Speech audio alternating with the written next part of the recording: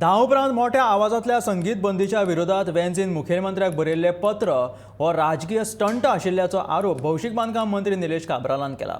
कांय लोक बेश्टेच वावड्यो पातळयतात. ही बंदी व्हडा प्रमाणात जावपी इव्हेंट आनी पार्ट्यांक लागू जाता. वर्सान वर्स चालत आयिल्ल्या जात्रेंक आनी फेस्तांचेर ह्या बंदीचो कसलोच परिणाम जावचो ना अशें काब्रालाचें म्हणणें आसा. For making the mass. The question of arising of taking permission does not arise. It is within the permissible decibel meters, and this is a activity is going for ages together. It is not generated just now. So when G trying to give a letter to Honorable CM is something to make a political stand. I'm very fine. Rules existing from 2000.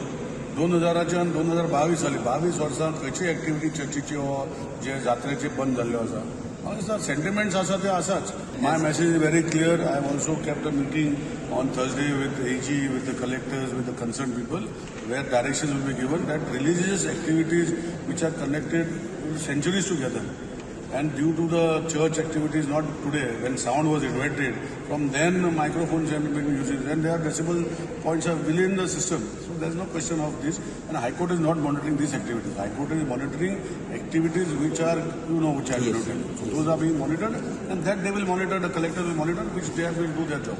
As far as this, I don't think they should even require monitoring, and don't have to take permission also. I am telling you very clearly. They will only have to write to the district administration, the police, and all to maintain the traffic and law and order. As usual, they have been as usual, what they have been doing.